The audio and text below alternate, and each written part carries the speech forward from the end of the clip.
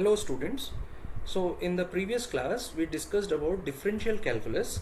Now we are going to look upon some of the formula and how to come up to that particular formula by understanding the concept of integral calculus. ठीक है, हम लोग अभी जो है integral calculus को समझेंगे. Integral calculus की सिग्निफिकेंस क्या है, उसका इंपॉर्टेंस क्या है और कुछ फॉर्मूला हम लोग देखेंगे जो कि हमारे फिजिक्स में हमें आगे काम आएगा. ठीक है, देखो इंटीग्रल कैलकुलस समझना है तो यहाँ पे एक बात को पहले समझो कि आपके पास दो टाइप के फिगर्स होते हैं. ठीक है, एक क्या होता है कि भाई जिसकी डेफिनेट ज्योमेट्री होती है, डेफिनेट ज्योमेट्री. एक क्या होता है जिसकी इर्रेगुलर ज्योमेट्री होती है, इर्रेगुलर ज्योमेट्री. अब देखो जब मैं डेफिनेट ज्योमेट्री की बात करता हूं इसमें क्या आ जाएगा, बहुत सारे एग्जांपल्स हो सकते हैं इसमें, जैसे कि स्क्वायर, रेक्टेंगल, है ना, और क्या हो सकता है इसमें, रोम्बस, है ना, पैरेललोग्राम एटसेट्रा, है ना, बहुत सारी चीजें. और वैसे ही इर्रेगुलर ज्योमेट्री हम लोग देखेंगे कि इर्रेगुलर ज्योमेट्री क्या है. तो अगर हम लोग रेक्टेंगुलर ज्योमेट्री की बात करते हैं, अगर हम लोग रेक्टेंगुलर ज्योमेट्री को पहले समझने की कोशिश करें, कोई भी एक लेते हैं, मैं रेक्टेंगल ले रहा हूं, तो क्या होता है रेक्टेंगुलर ज्योमेट्री. भाई हमें पता है कि एक रेक्टेंगल में चार साइड होते हैं, है ना, उसमें चारों साइड्स जो होते हैं वो इस तरीके से होते हैं कि opposite sides are parallel to each other and equal to each other. तो ये जो तो यहाँ पे क्या हो जाएगा, अगर मैं इसको नेमिंग करता हूँ ए बी सी डी, है ना, तो A B is parallel to C D, A C is parallel to B D, A B is equal to C D, A C is equal to B D, है ना. और कुछ कुछ इसके जो प्रॉपर्टीज होते हैं कि भाई ये चारों जो एंगल्स होते हैं ये 90 डिग्री होते हैं, है ना, टोटल जो एंगल का सम होता है वो 360 डिग्री होता है. तो इससे क्या पता चलता है भाई ये रेगुलर ज्योमेट्री हुआ या डेफिनेट ज्योमेट्री हुआ, है ना. इसको डेफिनेट बोलो या रेगुलर भी बोल सकते हो कि भाई इसका क्या है, शेप रेगुलर है. ठीक है, अभी क्या है कि यहाँ पे बहुत इजी है ना. अगर मैं कहता हूँ कि भाई मुझे इसका एरिया निकालो, तो आपको क्या पता है कि लेंथ इंटू ब्रेड्थ अगर मैं कर देता हूँ तो एरिया आता है. सिमिलरली अगर मैं एक ट्रायंगल ले लेता हूँ ना, अगर मैं एक ट्रायंगल ले लेता हूँ तो इसमें क्या है, रेगुलर ज्योमेट्री है. मुझे पता है कि तीन साइड्स को इस तरीके से मिलाओ कि एक तीन एंगल बने, है ना, और इसका अगर मैं एरिया निकालता हूँ तो half into base into height होता है. तो ये क्या है एक्चुअली, ये मुझे पता चल रहा है कि अच्छा ठीक है ये एक फिगर है, इस फिगर का मुझे जो है एरिया निकालना है. तो it is easy because we have a regular geometry. अब अगर इर्रेगुलर ज्योमेट्री की बात करें तो देखो अब इर्रेगुलर ज्योमेट्री कैसे होता है इसको समझते हैं, है ना. और ये जो है ना रियल लाइफ में बहुत डिफिकल्ट होता है. ठीक है, अब जैसे मुझे अगर निकालना है इस फिगर का, मुझे जो है एरिया निकालना है, so it becomes very difficult. एक ऐसे करके फिगर है, इसका मुझे एरिया निकालना है. ठीक है, एक फिगर है और फिर यहां से इसका एरिया निकालना है ना. तो अब ये जो है ना, ये क्या, ये जितनी भी मैं फिगर्स बता रहा हूं ये क्या है, दीज आर इर्रेगुलर फिगर्स या geometrical figures, irregular geometrical figures. ठीक है, तो यहाँ पे क्या होता है कि जब हम लोग इर्रेगुलर की बात करते हैं ना, वहां पे इंटीग्रल कैलकुलस का काम आता है. इसका एरिया निकालना है हमें, तो इसके लिए क्या होता है, हमें इंटीग्रल कैलकुलस जो है उसका यूज हम करके इसको निकाल सकते हैं. कैसे निकाल सकते हैं वो हम समझते हैं. ठीक है, उसको समझने के लिए एक एग्जाम्पल लेते हैं हम लोग. ठीक है, so what is that example. ये एग्जाम्पल कहता है कि लेट अस सपोज, ठीक है, लेट अस सपोज कि भाई एक वेरिएबल फोर्स है. Suppose that there is a variable force, और इस फोर्स को मैं किससे रिप्रेजेंट कर रहा हूं, एफ ऑफ एक्स से, कैपिटल एफ ऑफ एक्स से. ठीक है, तो अभी क्या है, एक वेरिएबल फोर्स है. ठीक है, तो अब ये वेरिएबल फोर्स जो है, this force is acting on a particle, है ना, and this particle is in its motion. ठीक है, अब ये मोशन किसके अलोंग है? मैं कह रहा हूं कि वो एक्स एक्सिस के अलोंग मोशन कर रहा है। मतलब क्या है, एक पार्टिकल है, वो मूव कर रहा है इस तरीके, जब वो मूव कर रहा है, वो मूव कर रहा है बिकॉज ऑफ सम फोर्स, एक फोर्स लगाया गया है, उसके कारण मूव कर रहा है ना। तो अभी मुझे क्या करना है, let us suppose to determine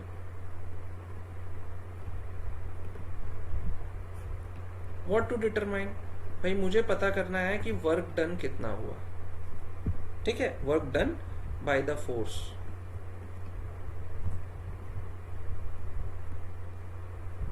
to move the particle.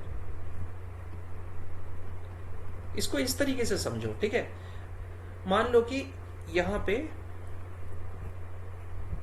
एक लड़का खड़ा है, ठीक है, और उसको क्या करना है, यहां एक ऑब्जेक्ट है, ठीक है, मान लो कि वो x इक्वल टू ए पे है, ठीक है, या कोई एक पोजीशन है ए, है ना, ए पे है।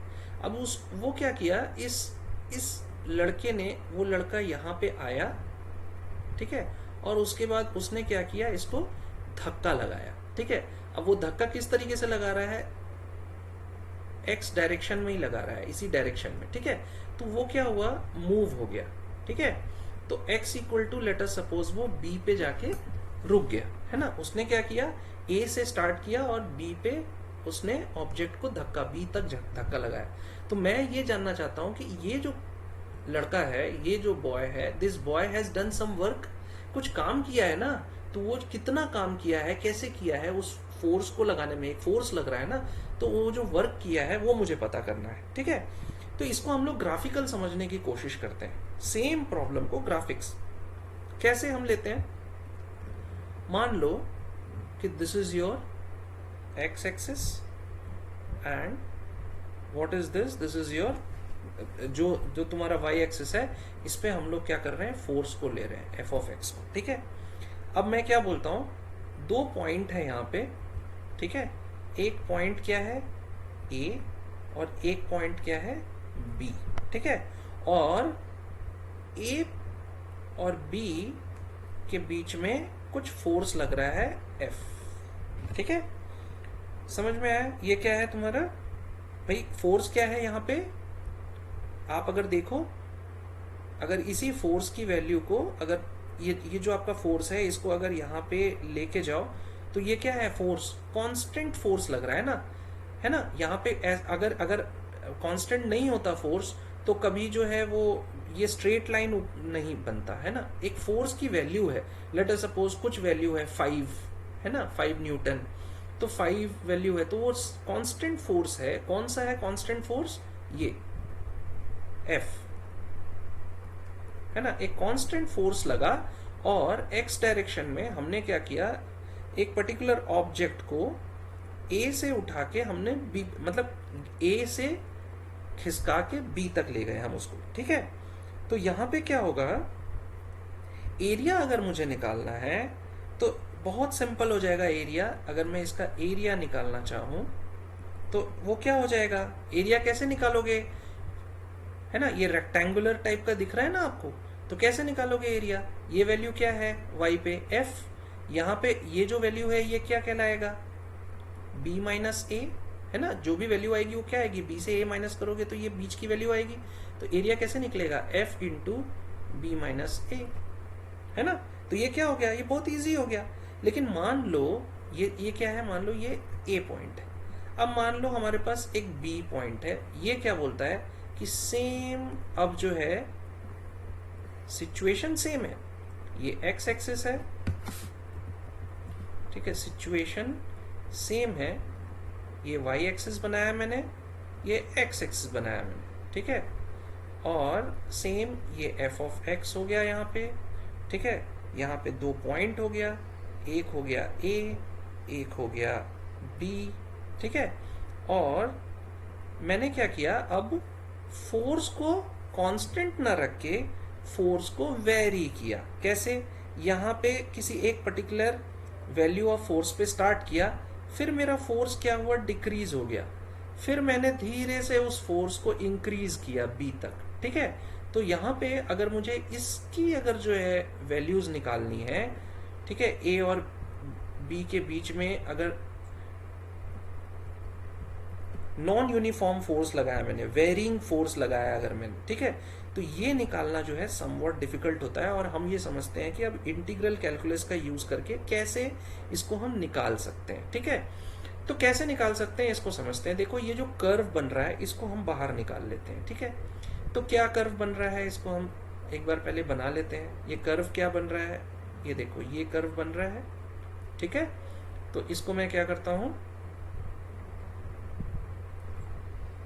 इस तरीके से मैं बाहर निकाल लिया, ठीक है। मैंने ग्राफ से इसको बाहर ले लिया, ठीक है।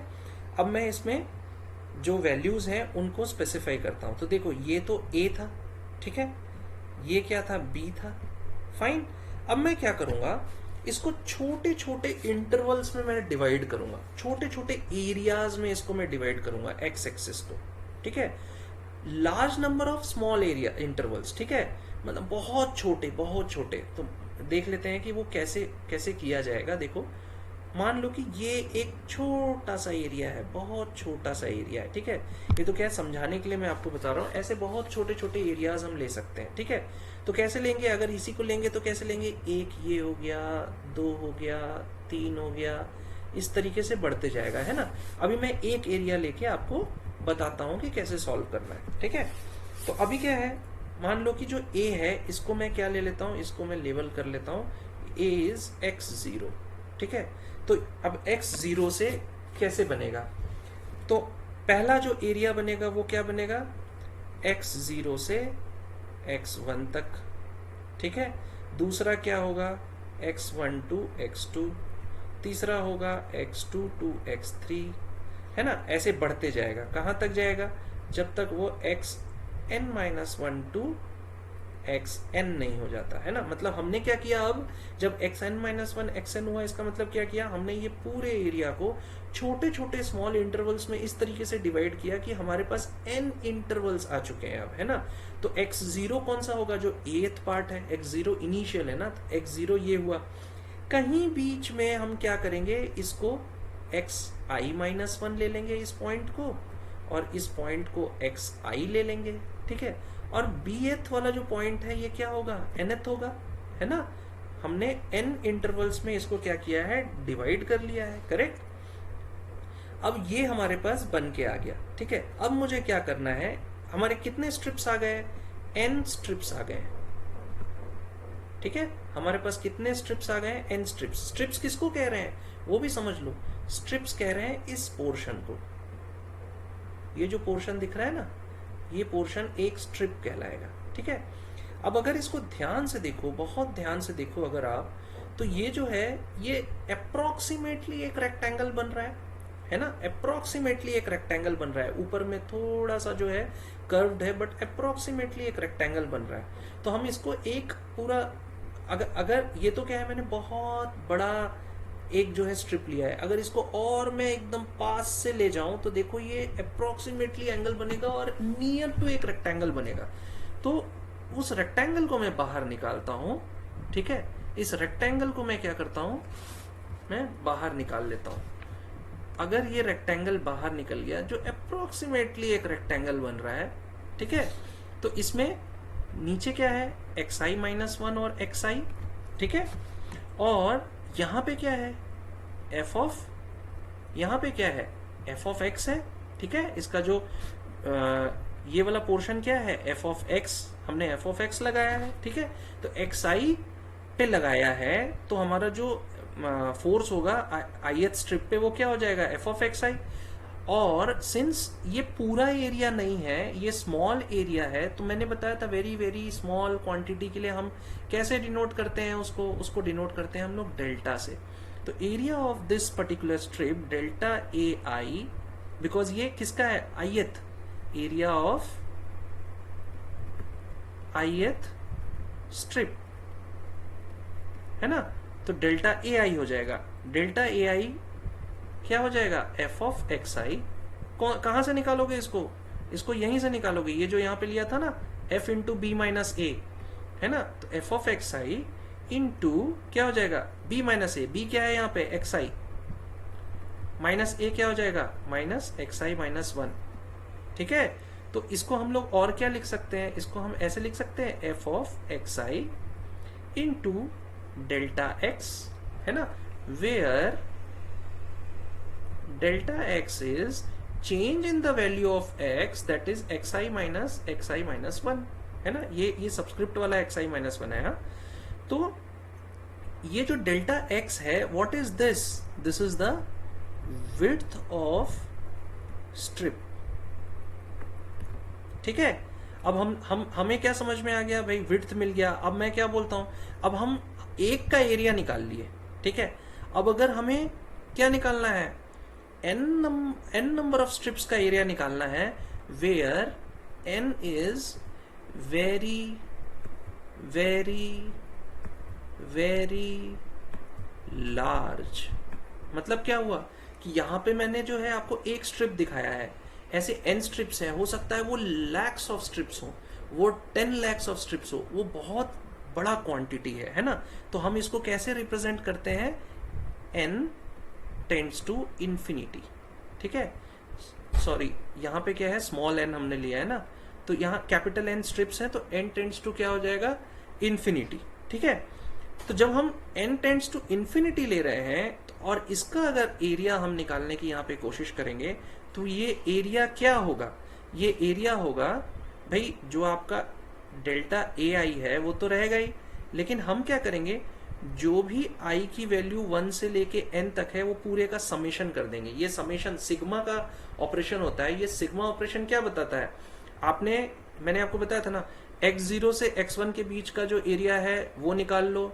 मान लो कि ये a0 है, फिर a1 निकला, a2 निकला, ऐसे आपके कितने एरिया निकले, an एरिया निकले। ये सब को क्या करो, ऐड कर दो। अगर ऐड कर दोगे तो क्या निकल जाएगा, होल एरिया कैपिटल ए निकल जाएगा, है ना। तो ये क्या है, ये जो है a0 क्या है, ये डेल्टा a0 है, ये डेल्टा a1 है, ये डेल्टा a2 है, ये डेल्टा an है ना। और वो सबको प्लस किया। प्लस करने का कैसे बताते हैं, 1 to n स्ट्रिप्स को, है ना। तो इसको और अच्छे से लिखो तो क्या लिखोगे, summation i is equal to 1 to n, delta i हमें क्या मिला है, वो ऊपर में f of x i into delta x. Correct. तो यहाँ पे क्या है कि हम यहाँ पे क्या बता रहे हैं कि लिमिट क्या है इसका, limit n tends to infinity है। यहाँ मैंने आपको बता दिया है ना कि लिमिट क्या है, n टेंड्स टू इंफिनिटी, है ना। लेकिन अगर हम लोग f ऑफ एक्स आई निकाल रहे हैं तो किन के बीच में निकाल रहे हैं, तो उसके लिए हमारे पास एक स्पेशल सिंबल होता है, जो इंटीग्रल का सिंबल होता है। वो क्या होता है, वो होता है ये s के फॉर्म में, इस तरीके से एक इंटीग्रेशन का सिंबल होता है। ये क्या निकल रहा है, एफ एक्स डी एक्स, किसके बीच में, a टू b, है ना। ये जो नीचे लिखा गया है a, इसको हम लोग क्या कहते हैं, लोअर लिमिट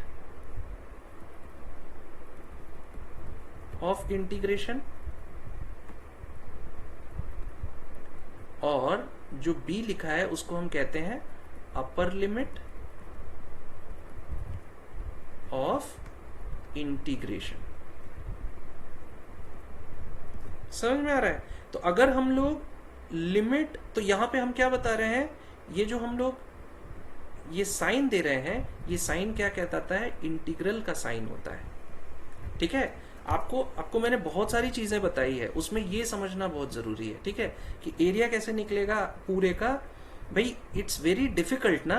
अगर समेशन निकालो तो इसका मतलब है आपको अगर 10 lakhs में स्ट्रिप दे दूं, 10 lakhs अगर मैं स्ट्रिप दे दूं, तो आप एक एक का एरिया निकालोगे तो 3 घंटे का एग्जामिनेशन में कैसे निकालोगे, है ना। 3 घंटे के एग्जामिनेशन में 10 लाख एरिया तो नहीं निकालोगे और प्लस करोगे। तो इसलिए क्या होता है कि हम समेशन को चेंज करते हैं और एक इंटीग्रल का साइन डालते हैं। और हमें किन के बीच में निकालना था, हमें निकालना था 1 से n के बीच में। और हम क्या कर रहे हैं कि भाई दो डिफरेंट वैल्यूज है a b, है ना, a b, इनके बीच में निकाल रहे हैं। तो a लोअर लिमिट हो गया, b अपर लिमिट हो गया। इस इंटीग्रल में जो नीचे है a, इसको लोअर लिमिट कहते हैं, b ऊपर अपर लिमिट कहते हैं। ठीक है ना। सो या इसको हम क्या पढ़ेंगे, कि limit of the sum of infinite number of terms, है ना, ये क्या है, limit of the sum of infinite number of terms. यहाँ पे एक नोट मैं आपको बताना चाहूंगा, इट इज वेरी इंपॉर्टेंट, कि योर इंटीग्रल और integration is the inverse of differentiation.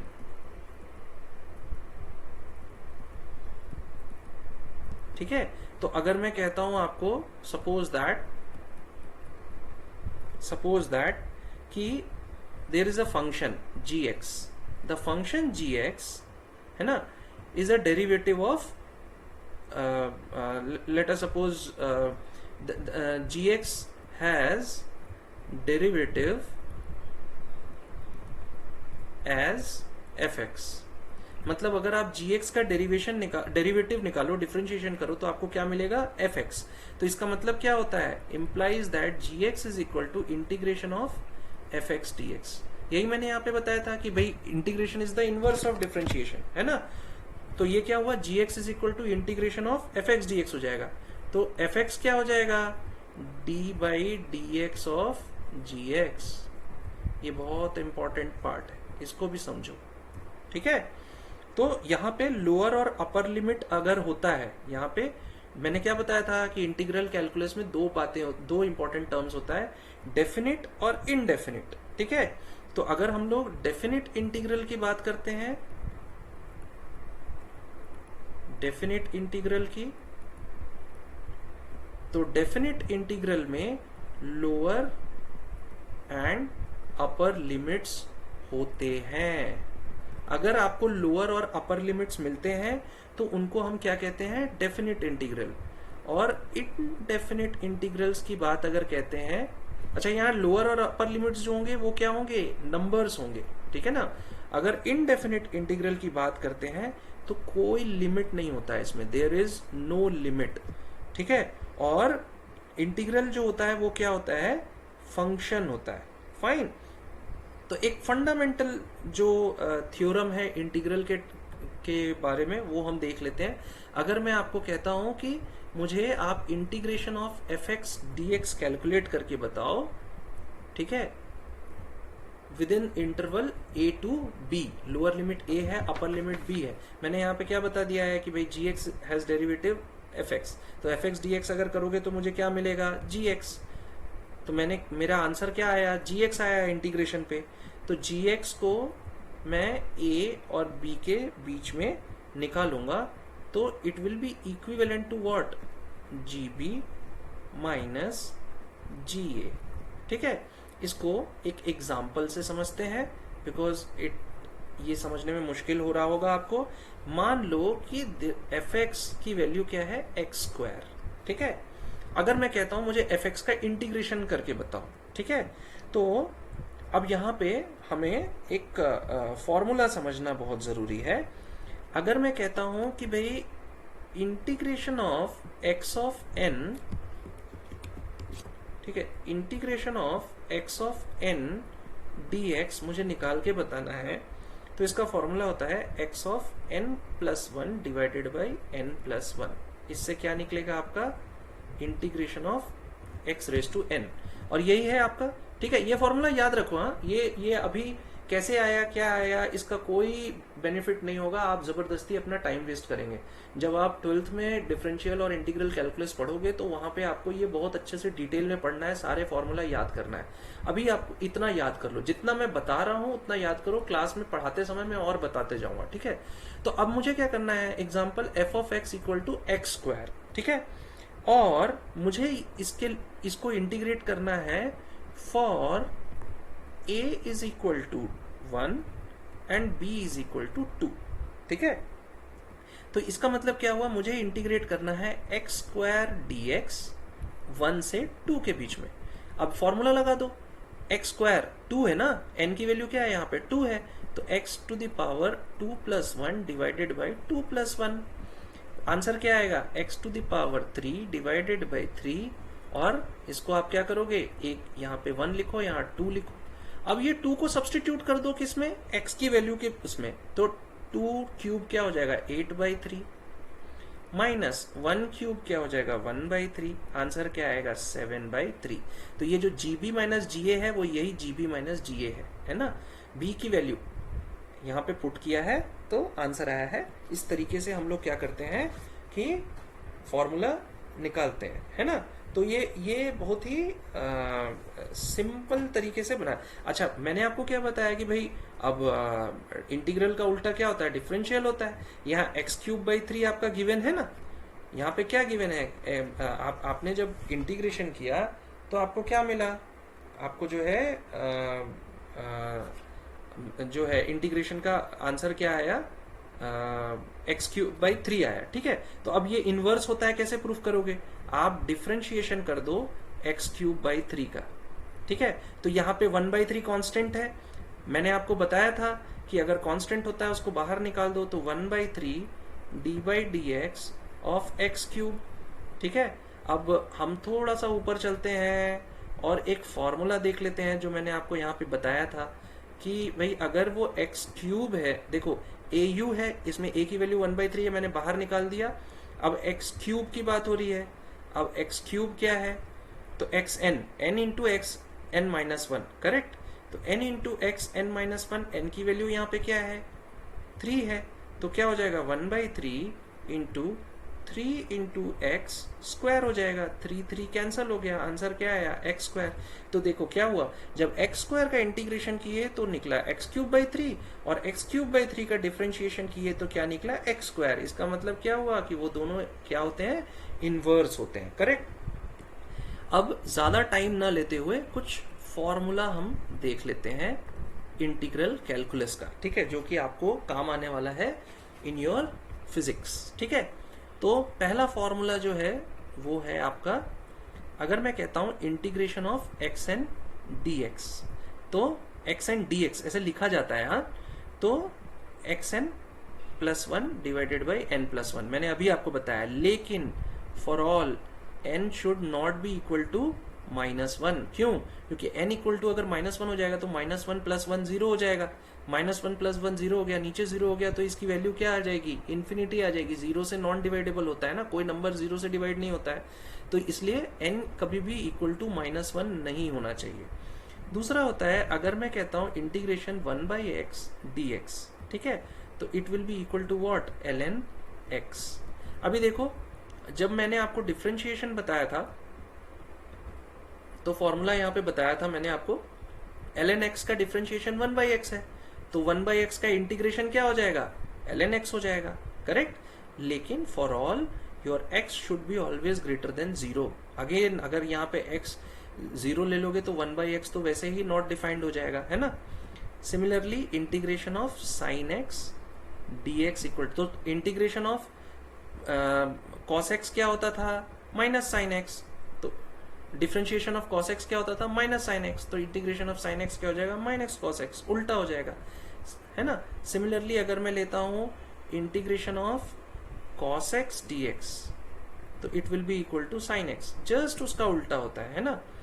Similarly अगर मैं लेता हूं इंटीग्रेशन ऑफ ex dx, तो याद रखो डिफरेंशिएशन ऑफ ex क्या होता है, ex, तो इंटीग्रेशन ऑफ ex क्या हो जाएगा, ex। तो ये जो 5 कुछ फॉर्मूले हैं, और कुछ फॉर्मूला अगर जरूरत पड़ेगा इंटीग्रल का तो जब पढ़ाने समय मुझे जरूरत पड़ेगा मैं उस समय आपको बताते जाऊंगा, ठीक है। लेकिन अभी जो है ये 5 फॉर्मूले इंटीग्रेशन के, और जो वहां पे मैंने 17 फॉर्मूलेज डिफरेंशिएशन के बताए थे, इनको आप याद कर लो, कहीं लिख लो और याद कर लो, ठीक है। और आपके चैप्टर के अपेंडिक्स में भी दिया हुआ है, उसको एक बार देख लो, तो उससे क्या होगा कि आपको ये चैप्टर समझना बहुत इजी होगा, ठीक है। अभी अगले क्लास से हम लोग motion in a straight line और चैप्टर 3 स्टार्ट करेंगे। इंटीग्रेशन और डिफरेंशिएशन का कंसेप्ट इसलिए बता दिया है बिकॉज क्या है कि ये 12th में पढ़ोगे लेकिन मैथमेटिक्स में, लेकिन ये यहाँ पे इसकी कुछ ना कुछ जरूरत है, तो वो क्या है, न्यूमेरिकल सॉल्व करते समय आपको प्रॉब्लम नहीं आना चाहिए, इसलिए मैंने आपको बता दिया है, ठीक है। So we will meet in next class. Thank you very much for listening to me, have a nice day.